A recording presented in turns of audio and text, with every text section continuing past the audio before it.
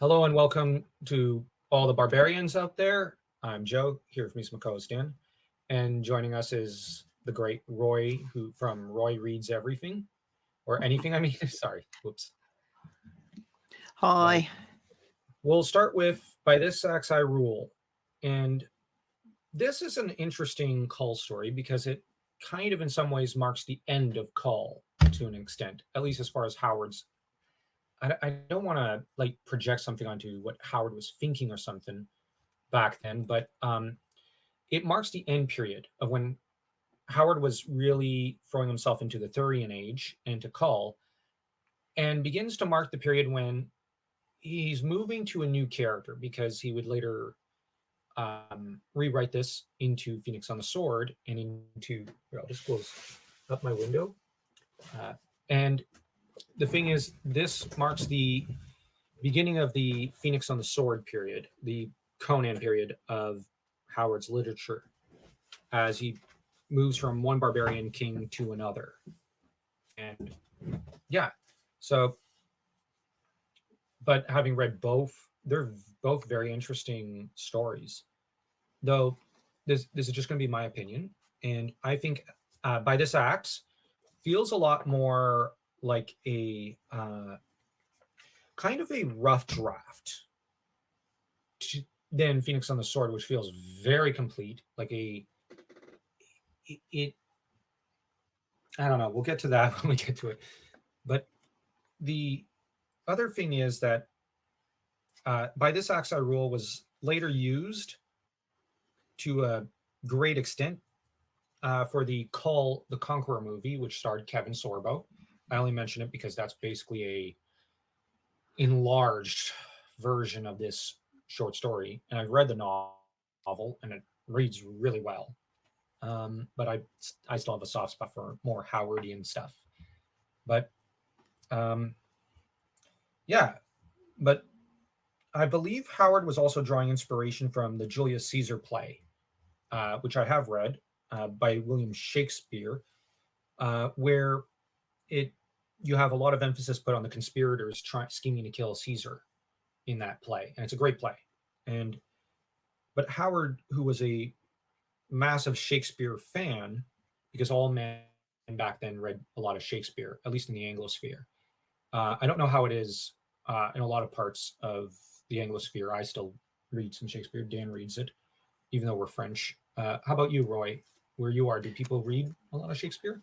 Well, yeah, I think it's still something people get at school, um, and then people have a bit of familiarity with some of the basics. I think. Mm, In fact, we've been reading a lot more recently because there was a booktube event about Shakespeare. cool. So I read for the prompts within that event and really enjoyed them, and started watching the history plays in Oh, the I in love the, those. the Hot Crown series, Oh, I which love we that one. yeah, So I didn't even know about it, so really sort of got back into it that way. But Shakespeare's sort of everywhere in the is in lots of everyday speech and figures of speech and metaphors that people use, as well as in sort of historical stuff in the yeah, places and so on. and So, I but find yes, that, I can. and I find that when you're a writer um, or a poet, it's easy to look to him for inspiration. Like you read a single passage. One of my favorites is Richard II when he says, "Let us fall upon the ground and speak of the death of kings." That passage I find inspires so much writing because there's so many ideas you can draw from it. And yeah, so Mm. Howard wrote in a letter that he gets a lot of ideas when he reads Shakespeare, and I think I find it's impossible not to start thinking a lot when you're reading Shakespeare, and that's the best thing about Shakespeare. Sorry, I just because I'm French doesn't mean I can't love Shakespeare. We put a lot of emphasis on Shakespeare, especially in high school, Yeah, even in the French system. yeah. Although in Canada, the Right, English right. education system has largely phased Shakespeare out since the early 2000s, but the French schools kept him in weirdly. Okay, I don't know why. interesting. Yeah, Hmm. It's culture, it's important. yeah, but I don't know why the English one phased him out and the French one kept him. Molière would make more sense for the French ones. But anyways, one thing that's interesting that I noted is that when it comes to the assassins, we have, I believe, let's see, we have Escalante, a landless man or an outlaw, who's been living in a mountain fortress by this axe I rule, but in the Phoenix on the Sword, he's been skulking around rather than living in a mountain fort, I believe. By this axe I rule, we have Redondo the poet. We have Volmana the Count of Caravan, who's also a dwarf, so he suffers from dwarfism. Actually, maybe something Warwick. I forget his name. The actor for Willow would have been perfect for him, I guess. Good actor. We have Grommel, commander of the Black Legion, and we have Canub, the Baron of Blau. And I had to take notes for this. So I hope people forgive me that for checking them real quick. Phoenix on the Sword sees Escalante, the outlaw, who's a brilliant schemer, where he's not as brilliant in the Kull story, I find. We have Volmana, Count of Caravan, and Grommel, commander of the Black Legions. And we have Dion, Baron of Attalus, and Ronaldo the Minstrel. And this is where the assassins have much more screen time, I find, in the Kull story. And in some ways, Howard isn't trapped by the fact that he has to introduce Kull, like he did, like in the Phoenix and the Sword, where he has to introduce Conan to people, so that he's able to use two different techniques of storytelling in a way for the style. He's able to, I find, stay more to Julius Caesar, the play, than with the Phoenix on the Sword. But the only real names that change are Redondo and I think Blau. And I guess Canub also changes. As we have Dion in the as Baron of Attalus rather than Baron of Blau. And we have Ronaldo the poet. So yeah, we've got reusage of the names. I don't think By This Axe I Roll was intended to ever see the light of day after it was discarded. So that in itself. No, I mean, Howard obviously thought it was a saleable story because it was submitted and rejected. But in a sense, it's not part of his published canon in the same way that other stories are. I mean, like a lot of people, I came to this after reading Conan. You know, I found the Kull book that was around in the 70s, and it was like, why is this story the same? But so it's sort of debatable whether it's where it sort of fits really. I suppose if you like to think of it as being a kind of Howardian universe where the stories are all part of the same continuity, then for this Axe I Rule and Phoenix on the Sword to have happened, you have to invent a sort of cyclical history kind of thing to make sense of it. Yeah. But I personally wouldn't really get into any of that. But it's odd, isn't it? Because there's some things are extremely similar but total overlap, and then both stories have got elements that are not at all in the other story, like the romance element of By This Axe. Yeah, between the slave girl Allah and Sino something. Let me see. Sorry for my bad memory. Sino Valdor? Yeah. Valdor. Yeah, I think it is. And that would be, Sino Valdor. And he's a swordsman who wants to marry a slave girl.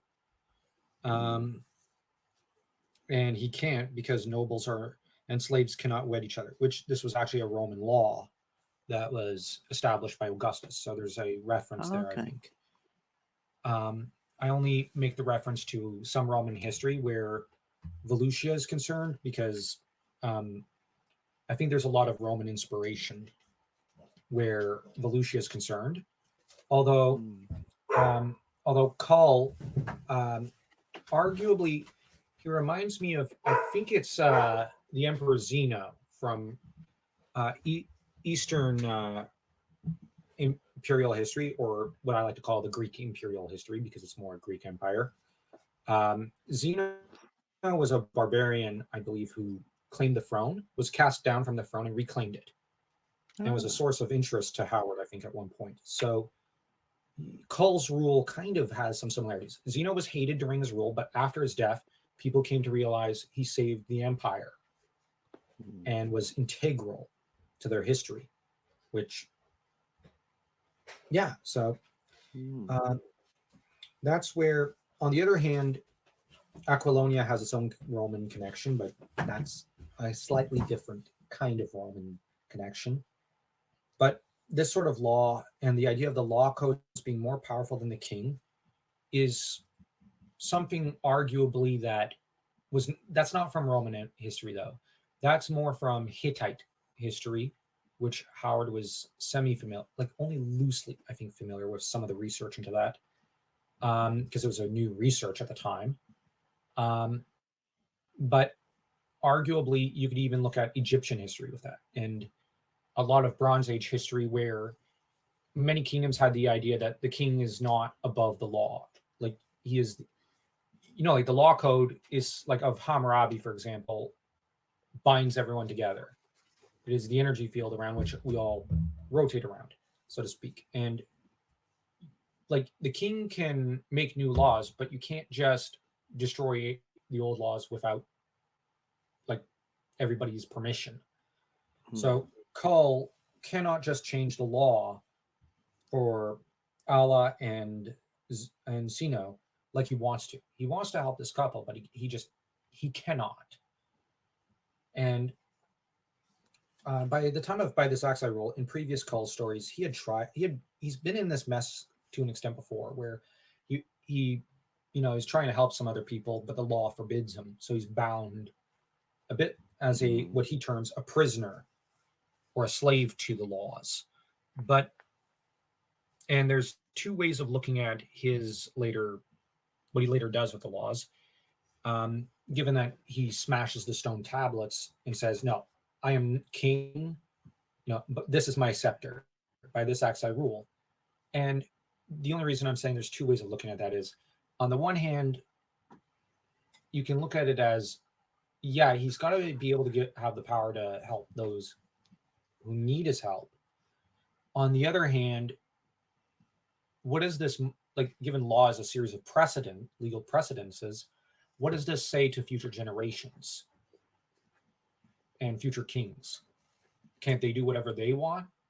So it can set up a dark precedent for Volusia. And we've seen how violent Volusia is in these stories.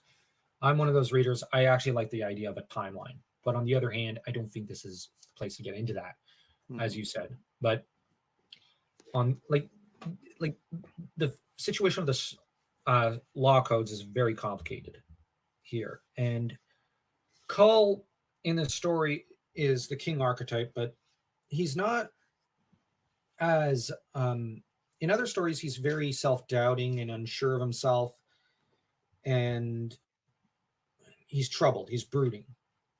But in this story, he's archetypally more of a father figure. Like with Allah, he's very nice, and he's more like Theoden in a way, like in this story, like a fatherly figure, and he's a good king. He rises to the occasion. And I hope you don't mind the Tolkien reference. But I think Theoden is a good comparison, because Theoden is someone who questions and hesitates and hems and haws till he's thrown into action, at which point he proves himself an awesome figure and just such a great king archetype character. And on the other hand, we also get the discussion between Brule and Kull. Now, Phoenix on the Sword has, I believe, Prospero and Conan talking. But as much as there's a connection between Conan and Prospero, even as far as Hour of the Dragon, I find that, I hope you don't mind I don't mean to criticize the later Conan stuff, but Conan does not seem to have, in my view, the same sort of connection with another male like what Kull has with Brule. And Conan has a strong bond of friendship with Trocaro, Palantides, Prospero, Publius. These are great friends of his. Arguably, these are his members of his fellowship. But Kull and Brule are sworn brothers, at least in this kind of old Germanic tradition where, there's almost an oath of just pure brotherhood. And it's rather like, let me think of a good example. Probably, if you look at the Bible, David and Jonathan. If you look at, I can't help but think of Titus Polo and Lucius Vorenus from the Rome series. Yeah, that's a good example. Mm-hmm. And there's also there's a ton of literary examples, just none coming to my head right now. Well, I guess Scipio Africanus and I forget what the plebeian nobleman he was raised alongside. Those two were sworn brothers and acted like it historically. So the truth of the matter is, Kull and Brule just have such a great bond. And this is one of the differences between By This Axe I Rule and Phoenix on the Sword. Although By This Axe I Rule is the first real story where Brule is just kind of ejected from the story. He's not important. But Brule in the Kull stories is almost a co-lead. Yeah, I think it's a shame that was completely jettisoned in Conan, and you don't have any of those sort of characters that are like almost equals. Except possibly Valeria in Red Nails, I suppose. Yeah, I was going to mention her, but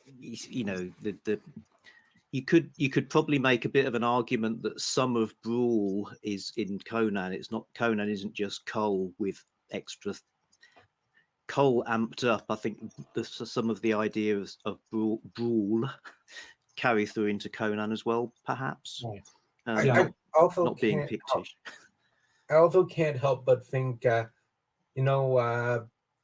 two young lovers.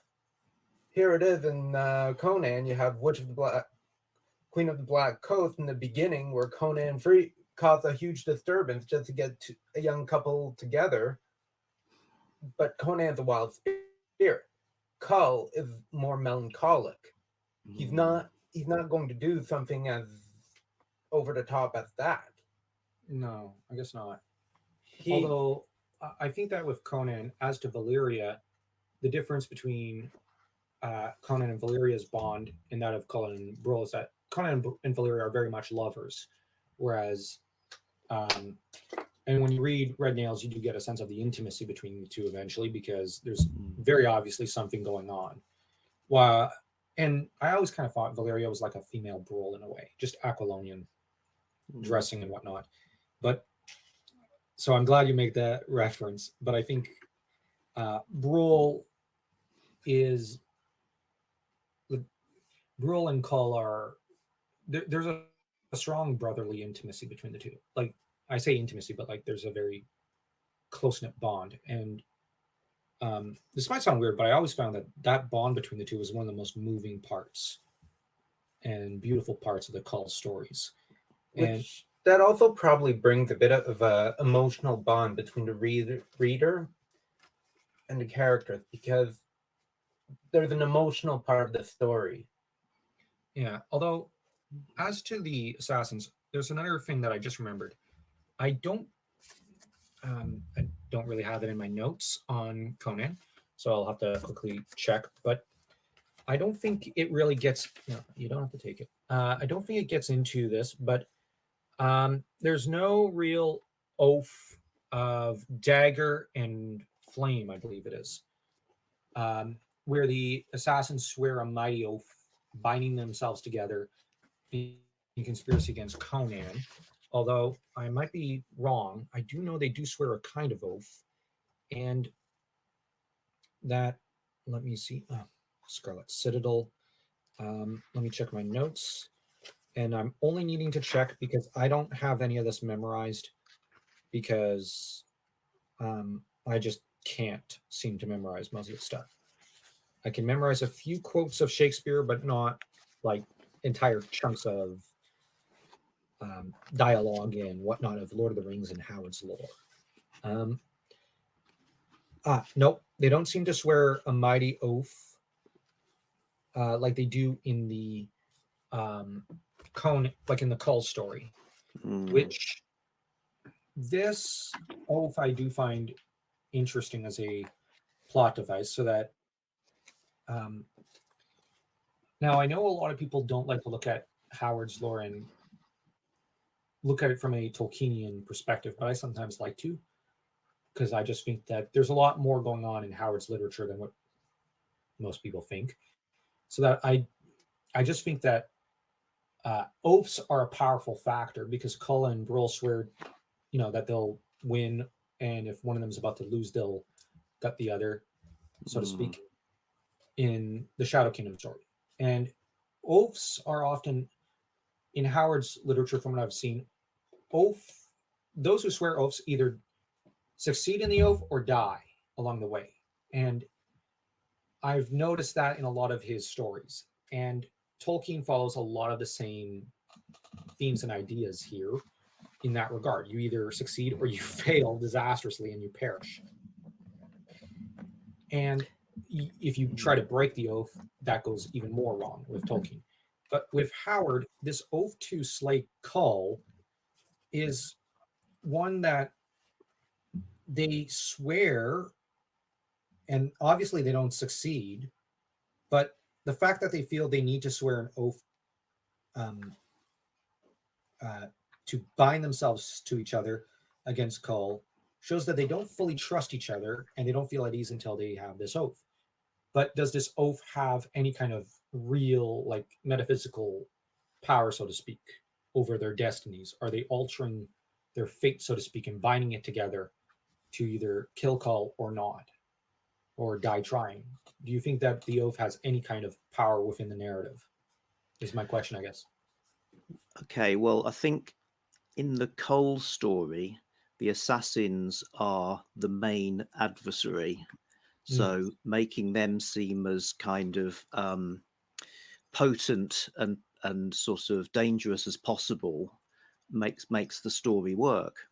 Whereas in the Conan story, it's already more complicated because of Thothamon, and in a way the assassins have got no chance, because they're facing Conan on the one hand, and then there's this enslaved sorcerer who obviously that's not going to on the other hand. So it's like the real adversary is a creature from outside, like cosmic horror. So you kind of don't need the assassins to be quite so maybe it becomes a bit less necessary. They can be left more as this sort of loose alliance of traitors. Of course, I don't know. There are those earlier drafts of Phoenix on the Sword, which might have had other things in them, I suppose. I don't have those copies, so I'd be keen to at some point get my hands on them. Well, in Coming of Conan Del Rey, at the back you get a draft Phoenix on the Sword, which has some differences. It's it has a really interesting.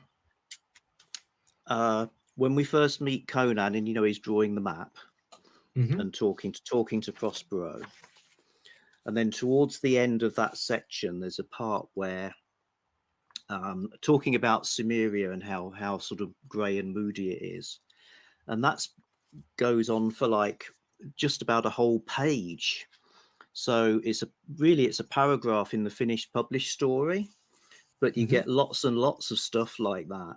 And in fact, you could almost see it's like Conan the bipolar, because after Prospero's left the room, he gets like really depressed and despairing. The borders of life shriveled and the lines of existence closed in about him, numbing him. Dropping his lion head in his mighty hands, he groaned aloud. And then lifting his head as man looks for escape, his eyes fell on a crystal jar of yellow wine. Quickly he rose and, pouring a goblet full, quaffed it at a gulp. Again he filled and emptied the goblet, and again. When he set it down, a fine warmth stole through his veins. Things and happenings assumed new values. The dark Cimmerian hills faded behind him. Life was good and real and vibrant after all, not the dream of an idiot god. He stretched himself lazily like a gigantic cat and seated himself at a table, conscious of the magnitude and vital importance of himself and his task. Then he goes back to drawing his map. So you get this loads of psychological stuff in a draft that didn't find its way into the final Phoenix on the Sword story. Perhaps with good reason, you know, perhaps it's better that we don't know the inner workings of Conan's mind and we don't see quite so much of that sort of thing. You know, we have the idea of the gigantic melancholy and gigantic mirth, but we don't have him like groaning and, you know, just because he's remembering how grim Cimmeria was and feeling the futility of life. Anyway, yes, so drafts, interesting. I think that for that one, yeah, like in that regards with Conan, I do think it's better that we don't go into his head quite so much as that. But on the other hand, it's fascinating to think about that there's that side to him and whatnot. So it is I'm glad that draft is there. I prefer the finished edition, but that sounds like something I would want to read just to get a better sense of the character. I guess so, yeah. Or here of it Howard's, is. right?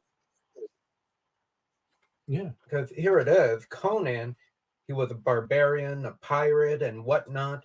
He was a force of strength. And now as a king, he has to show he has a lot more strength in him. He has to be the strong, indomitable figure.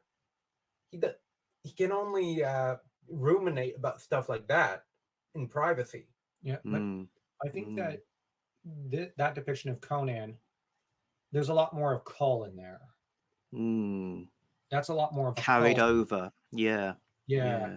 And rather than it, that sounds a lot more Kull, like I said, and than it does Conan, whom is a rather different character in a lot of ways. I'm not gonna lie, I actually prefer Conan as a character. But on the other hand, something I often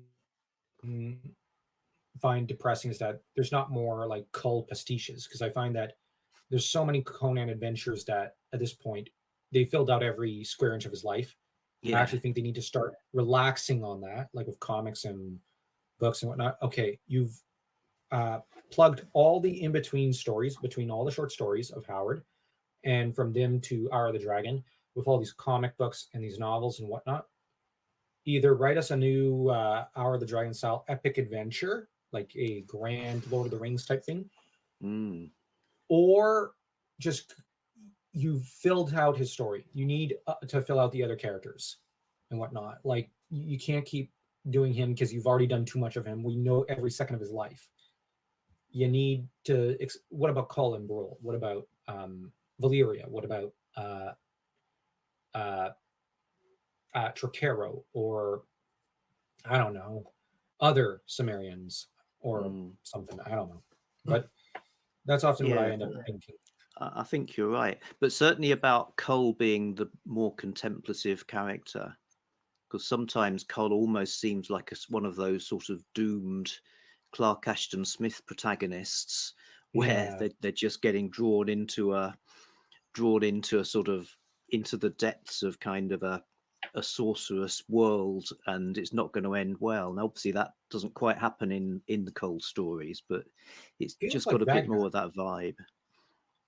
Feels like Wagner, Kull. I mean, like there's that Wagnerian, like the Norse sagas, like where everybody believes they're doomed, and at the end of the world, Ragnarok, the twilight of the gods will strike, and people will have to contend with that. And it's not about winning; it's about how much honor you show and the value of your character and whatnot. This northern courage that you can demonstrate in the face of overwhelming odds. That's kind of what the idea, I think, with Kull is as well. But what do you think of the power of oaths? I'm going to return to that question. What do you think of that? Do you think there is something like a power to the oath of the dagger and flame? Well, bearing in mind it's a story that doesn't really have magic in it, I think that almost is that does play a factor. That is the thing that's beyond normal life, I suppose. Yeah, so the characters are, they're shown as being very different from each other. They're physically different, and they're all different from Kull and Brawl as well. So I suppose they're also different facets of civilization in a way. So yes, it's because they have different agendas and different styles, and you got poets and noblemen and warriors and so on making common cause. I think the oath works really well to sort of draw them as being this kind of entity that's working together. Mm-hmm. Sorry. Oh, it's okay. Yeah, but I'd never really noticed it before, and certainly hadn't noticed that it doesn't carry through into the other story. Mm-hmm. Well, it's just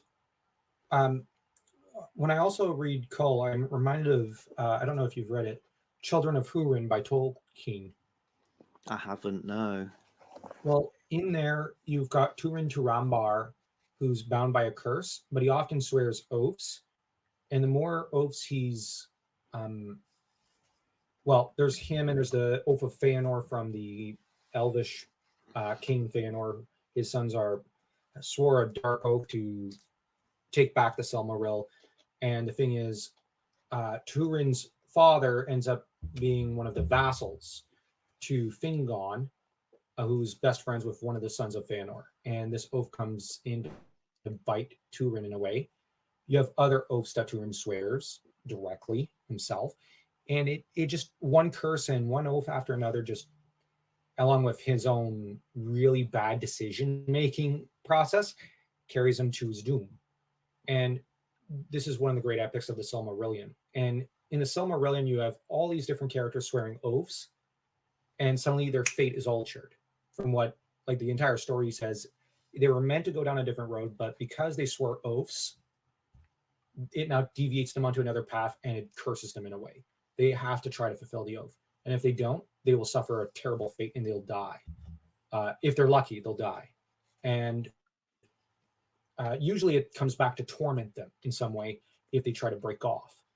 And so that, for example, at the end of the Silmarillion, this is not Children of Húrin, but this is a different, because the story carries on after that. And you have Maethros, the eldest son of Feanor, who, despairing of how the curse has, the oath that he swore to his dad to reclaim the Silmaril jewels, has broken him and has ruined his life across several thousand years, and that the Silmaril cannot be held by one who is evil or who has tainted and corrupted himself, and Maethros has. So he was a very good person. So he takes it, finds it, burns him, and plunges himself into a volcano, just out of despair. So you have characters like Turin and Maethros who are rather like Kull in a way, but Tolkien later has in Lord of the Rings, a lot of the characters say, don't be too quick to swear oaths. They'll bite you in the rear. Don't do that. But, and part of it, the moral of his story is basically don't be too quick to make promises that you can't keep. And the idea is that the oaths have true power over you. Because once you swear it, it now becomes some sort of, I don't want to say entity, but like, I don't want to say a cloud, but like you are bound to it. It encapsulates your existence and can twist it. So that's where kind of looking at this and wondering, should we observe in the same sense? Because this is what the Norse believed. And the Conan and Kull stories were written very much not like today we look at the fantasy genre and it's like, oh well, obviously, you've got Dragonlance, you've got let me think, Forgotten Realms, you've got, I don't know what else, Game of Thrones, whatever. But back then, Howard wasn't writing something like, oh well, I'm going to write a fantasy story with like Dragonlance with all these tropes. No, he was writing his version of a kind of Norse set of sagas. So because he liked those kind of stories, and I wonder if we shouldn't kind of look at it when characters swear oaths, kind of like how one might observe oaths sworn in like the story of the Nibelungen. Yeah, I think we can choose to read that into it, whether or not it was Howard's intention, which is Exactly. ultimately unknowable. Mm-hmm. It's certainly, if we do that, it raises the stakes and transforms the stories from being these kind of historical swashbucklers, but in a fantasy setting, which you could see by this Axe-I rule as being it's like a historical adventure, but in made up land, which gives him some freedoms he wouldn't have. But it's if you want to take it to be more than that and pick up on those resonances, I mean, I think partly it is that, but yeah, there's probably a richness that comes from Howard tapping into those kind of traditions and ideas from his reading, which you just wish you could know more about, really. Yeah, on our channel now, I've been told I'm a fool a few times for saying this, but I've said Howard's, if you look at it as a broad legendarium like what Tolkien wrote over in England, Howard's stories can form a bit of what one might call Texas's mythology in a way, like a mythology all about Texas, because Howard was in love with his country. All men were at the time.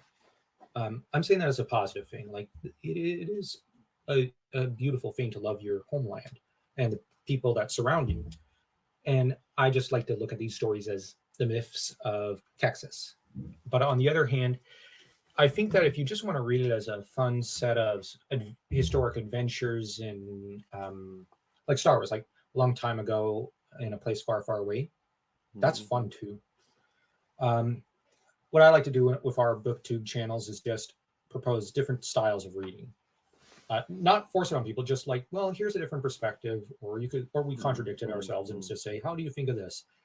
It can be a little fun to read it each time, a different style, just to, I find you learn more about yourself too when you do that. I don't know. Well, I think what you said there, that's exactly why most Conan pastiche books stories are pretty lame, because all they're doing is taking the character and having them doing the sorts of things they do. And it is like, okay, well, we've got to have some sorcery and we've got to have a monster and you've got to have, Conan's got to be pretty much like this as this set character. And that's all you get. And that's all you're ever going to get, because nobody's got the sort of,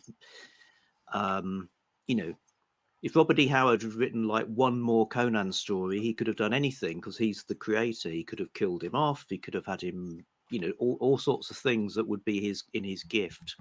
Or he could have drawn in all sorts of other influences, like the ones you're talking about. Whereas pastiches, it's just the same old thing. Gonna go to some countries, fight some battles, and yeah, you don't get that sort of slight edge of madness about it. I think another thing that I think it's the difference between, now I like some of the pastiches, but I've also found I hated like the Liberator, Conan the Liberator. But some of the Conan pastiches I've read, I've enjoyed. But I will actually agree with what you said and say I think it's the difference between fantasy writers and someone who's myth making in a way. Like Howard is forging a world in such a way that was never seen before. Not even Lord Dunsany and Walt Disney, who were creating at the same time as him, were before Tolkien was really publishing anything all that serious. Like Tolkien was writing, obviously, but not publishing it, a lot of it yet. He didn't yet get that strike of fortune. But Howard is creating and forging a world out of the ether in a way that I don't think anyone had ever done before or even dreamt of. And so, yeah, and he starts with, as I said, Kull. And there's, as you said, there's a touch of madness and just rawness to his world. There's something raw there that feels a lot more visceral, and this might sound weird, but more real than the real world in some ways. It's so towering and looming and whatnot.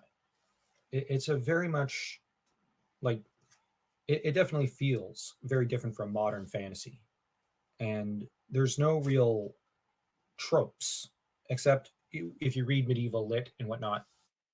There's only a few from there that you can kind of pick up on along the way. But other than that, there's very little.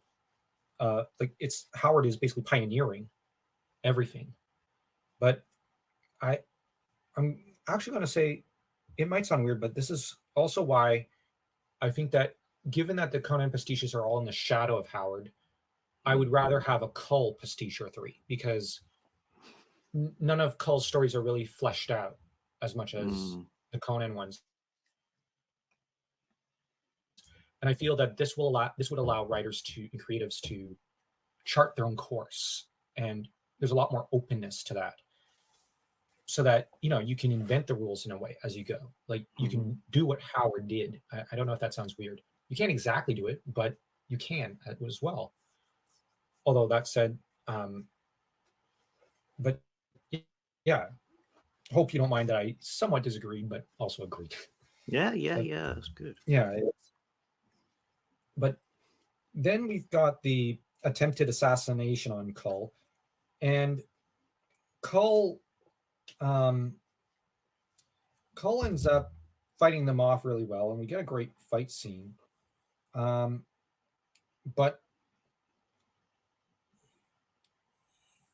Kull is rescued by Sino, who throws a knife through Escalante. And I'm just going to quickly say, I actually like the name Escalante for some reason. I just really like that. I know that's a weird thought to have. It's just, I don't know. I just like the name Escalante. I should not like the name of the villain so much. But you should, because the name is probably the first thing that makes a villain memorable. True. And as you mentioned, we're talking about based on Norse mythology. Names are important. Very true. Very true. As for Kull, by this axe I rule, Kull was to an extent, in reality, saved by Allah, the slave of Volmana, and now this is how Howard's always great at tying the plot together and whatnot. He's really good at this. As a writer, people say it's easy to do this sort of thing, but it's actually not. It's very tricky to weave the tapestry together and whatnot. Howard had a natural flair for it.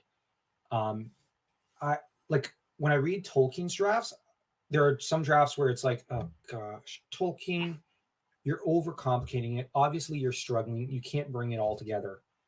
But like Tolkien took him like 6 tries to get it to tie it together and whatnot. Typically, with some of the drafts of various chapters of this story or that story, he struggled a lot at times with this.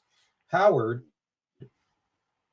doesn't seem to have struggled at all with this aspect of writing, which is something very impressive on Howard's part. And the thing is, although that said, Howard ends up having Allah, the slave girl, having overheard the plot, and she ends up being the one to go find Sino, her lover, to rescue Kull. So that in a way, this slave girl, who is utterly unimportant in the society of Volusia, saves the king. And thematically, this is a really cool idea. Now, where the Kull the Conqueror movie and novelization took this is that they rewrote this into, what was her name? I forget. But they turned the slave girl into Kull's lover, and I don't agree with that creative decision. Now I'm actually going to go out and admit I love the Kevin Sorbo movie. I love that movie. I find it one of the funnest movies of the 90s, although I do think the actress wasn't the best, but the actress for Akivasha was really good. Tia Carrera, I think it is. But I think that the novel was really good. But on the other hand, I prefer the idea that Allah was like, there's almost a Mulan element in that. What I mean is you have the, like, you're just a slave girl, but you saved us all, like that kind of scene. It's like, thanks to you, the king is saved, so that her role is almost most important in the story, because without her, Escalante would have killed Kull. I can't. But that's where Sino came to the rescue, and I really like the character of Sino in here. But now in this story we have Kull, who's a lot more vulnerable in some ways than Conan was, but that there's a reason for that. And when we get to the Phoenix on the Sword section, I want to get into that. But for the Kull section, I don't know what you think of the idea that the lovers archetypes of Sino and Allah are the ones who come to the rescue. And I would argue Howard was very well aware of archetypes and working within the sphere, because the school of thought of Freud and Jung and whatnot fascinated him, according to a few of his letters. And you can see it in The Shadow Kingdom, which is a very psychological piece. I think that, anyways, what do you think of the fact that the lovers rescue the king, and of some slave girl being the hero in a way of the tale? Well, I thought although I can't point to a specific historical novel that has that as a plot, to me it had a bit of a sort of Prisoner of Zenda vibe. It had a kind of, I mean, the whole story does really, where it's the sort of conspiracies and intrigues around royalty, and high and low, and servants helping out. So I wasn't thinking of it quite on that level, but I did think Sino was a good character. The idea of him being a dissolute nobleman that's only just sketched in, that it's just mentioned, but then obviously he does heroic things, and he isn't complete. He isn't a complete waster. But more could have been done with that character. Yep. Yeah, I suppose one thing that gives it that sort of mythical feel is when Kull encounters Allah out in the woods. I mean, that feels rather Shakespearean as well. We suddenly shift the scene, woodland, the king in disguise, or the king, not the unrecognized king. That feels like very much something out of mythology. Yep. So yeah, I think those resonances are there, and again, it just depends where you choose to look at it. I mean, it's also quite sweet as a romance, and it feels like something you probably wouldn't get in a Conan story, except in the sense of Conan does help the lovers out in that beginning of Queen of the Black Coast. There's only one time where Conan's really king and he's disguised, and that would be a reference to Othin from Norse mythology in Hour of the Dragon, where he has an eye patch, the staff, and he's working his way into Tarantia. That's very much inspired by the Norse myths of Othin, right, who is the great king of the Aesir and of Asgard, who sacrifices a lot to help humanity and is very much a Conan type figure, except in Norse mythology. But you were thinking, Nan? I was thinking Allah, who overheard the information and brought it to Kull. Well, Sino. Sino. And then Sino comes to the rescue. I couldn't help but think of the historical figure of Laura Secord, where during the War of 1812, she overheard information and she rushed 20 miles to warn the British soldiers about an incoming American attack. where she saved a lot of British soldiers. I guess it can be like that. Yeah. Yeah, and there was probably an aspect of that Well, Howard maybe. probably used. Well, maybe. Howard was I'll call him a historian, but he didn't have a PhD, but he was better read in history, like Mark Twain before him, than I would argue a lot of history professors. And I don't know about you, I studied for about a decade and worked pretty much in the realm of academia. And there's a lot of historians who weirdly don't know much history, or if they do, it's only one subject or one topic. And in some cases, it's understandable. The most knowledgeable professor I met was very well read about almost all history except Asian history, although he still knew a little bit about that, but not as much. But most, like you'd reference, let's say, Greek or Roman history or Charlemagne, they could not tell you. I knew a few who could not trace history back further than 200 years. And it was a startling event when they would have to teach general history courses going back 2,000 years, and they don't really know the subject matter, and they make a few mistakes, which was just, I don't know, I found that frustrating because, and a few of them didn't even know too much of Shakespeare. And it was like, you really ought to know this if you're going to be teaching English history, because this is the context of the culture 500 years ago during the Tudor period. You do kind of need to know how the people were looking at their own history and how Shakespeare kind of spun history with his great stories. And there were some who didn't know, for example, King John founded the English Royal Navies, or Navy, in like the 13th century, and that he built the first real fleets to try to go back and retake French lands. There are things like that that I found frustrating. But on the other hand, I'm not trying to vent, I'm just explaining. Howard was very familiar with a lot of events from history, and I've only read a few of his letters, and the depth of his knowledge is often, well, it obviously surpasses my own. And like, I studied for about years Asian and European history, and I still, when I delve into Howard's letters or his stories, I'm still shocked at how much more he knew than I did. So I'm always trying to read up more history so I can catch up to him, but still he's so far ahead. And I hope you don't mind me just saying, if there's one historic figure I'd love to have tea with, and I do stress tea because I like tea, and drink with that tea with and discuss history or literature with, it'd be Howard. He was such a figure, such a great figure. I don't know what you think of that, Fod. Yeah, well, and I think you can see in the creation of the Barbarian Age setting, he's taking history as his kind of toolbox or playground and putting things in a playful way, in a very well organized way, but obviously based on knowledge and a structure, because he liked to have that realism. He wanted to create a fantastic setting that also meant he could write realistic stories.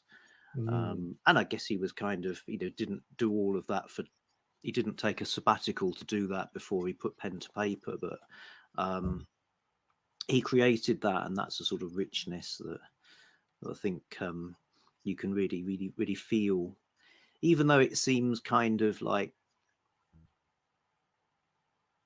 let's take the most fun bits of history and put them together, have them all together as if they could coexist. Which sounds crazy, and if that was like, if you went, it shouldn't work, but obviously it does, because he just did it, and it's got its own sort of crazy logics. It's as I always say, the best action adventure novel is history. That's very much the truth. Although next up is probably those stories written by Tolkien and Howard. I would argue. But, That said, anything else you want to add about the Kull version of the story? Let's see. Look at my notes. No problem.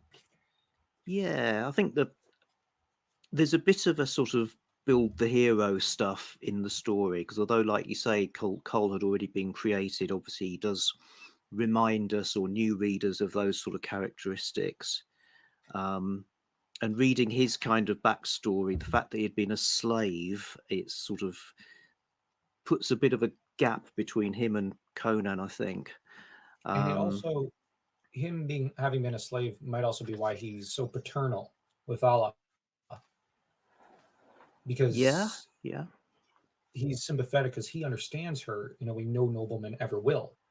They're both like former slaves to an well, by the end she's a former slave, so he's very sympathetic because he understands.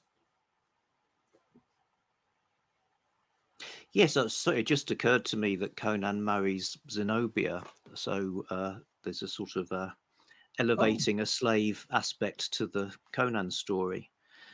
Yeah, well, Zenobia and Allah, I think there is also inspiration taken from Cendrillon, Cinderella, the actual Perrault story, and as you said, and maybe I had never thought of it, but maybe Zenobia was partly inspired by Allah, like you said. She bravely helps, certainly.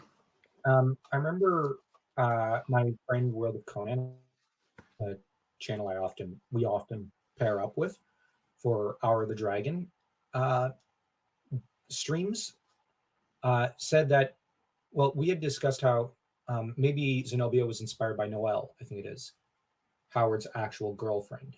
And the way he writes about Zenobia, how beautiful and how chaste and ladylike, and how she's the queen of love archetype. Like, right, yeah, she's put on a pedestal like no other lady is in the Howardian stories. There might be some inspiration taken from his actual real life, the love of his life, and that the way it was written was like a man in love. And that was something that, because some of the most moving Howard lines are about Zenobia, and that was something I thought was quite something.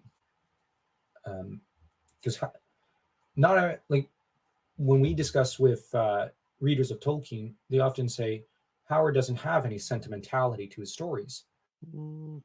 Is something they throw at, and it's like, no, he could be very sentimental.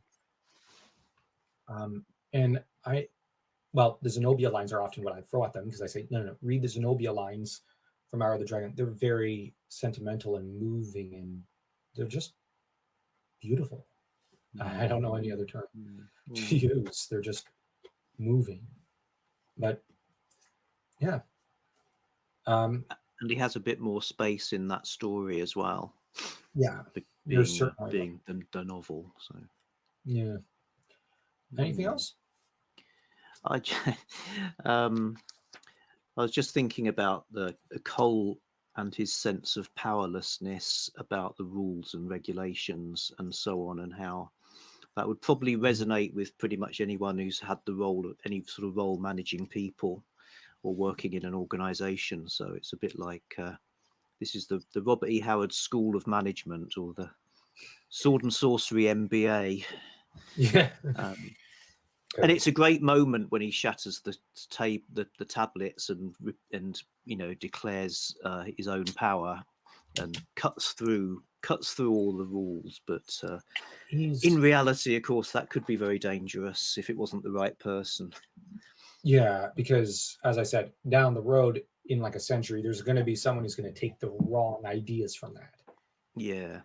But on the other hand, that's a scene where I think it's about liberation for Kull. Like he's cutting the chains that bind him. It's like the scene when Gandalf basically tells Theoden, walk with me. And Theoden, who didn't think he could, gets up and walks with Gandalf and is taken out to see the sun. And it's reminiscent in that of the taking up of his own destiny. Like Theoden is taking into his own hands his own fate, and he's gonna go and make his forebears proud.